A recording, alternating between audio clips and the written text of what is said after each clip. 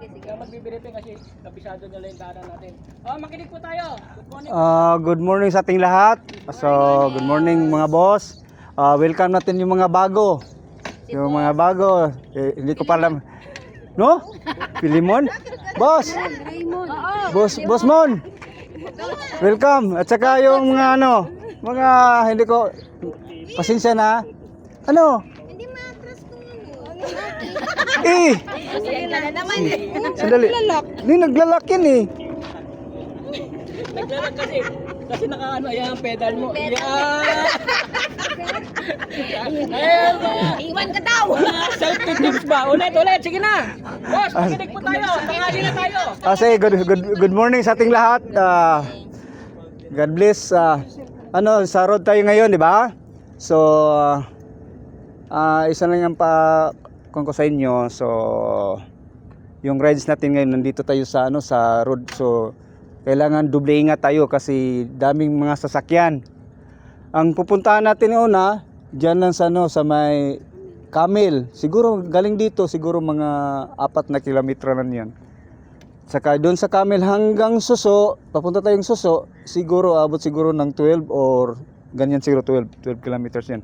So ang takbo natin siguro mga, wag lang yung 60 kilometers per hour ha. Siguro siguro mga 15 para hindi tayo malalaspag. Yung ang ako ang magsusweeper, dito ako sa likod. Yung ang magtatrangko, yun si Boss Clyde, yung anak ko.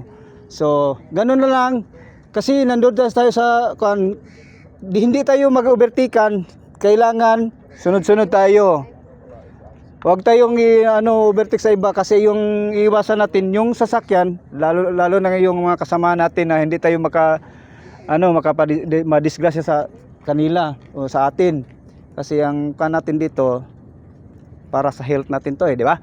So, ganoon na lang, ingat-ingat sa bawat isa at saka yung pagtakbo natin, dahan-dahan lang.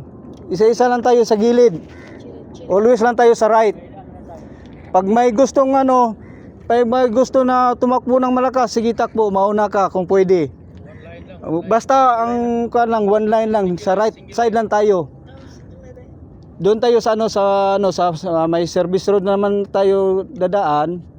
Pero siguro kasi may mga ganito, may ginigiba. Pero mas magandang sa service road tayo. Sige, okay lang kasi nandiyan si Boss Clyde, siya lang ang magtatrangko sa atin. Bawal tayo mag-overtake sa kaliwa. So ito na lang siguro yung sa atin bawat isa sana ingat-ingat tayo sa sarili natin. Ha? So maraming salamat po sa inyong lahat. God bless. Sorry po. Sa rotunda yung dawar, yung tinatawag na dawar or rotunda. Doble ingat tayo ha. Pag-ikot, kung hindi natin kaya, iakay na lang natin. Kung hindi, magpatulong na tayo kung sinong tumutulong. Kung hindi, baba. Dala tayo ng PC kung pwede. May tali dyan? Meron. Ay, basta na. So, May tali ka dyan? so ito na lang, pwede na. Yes. Okay, so ingat-ingat sa bawat isa. So God bless sa ating lahat. Okay? Tama.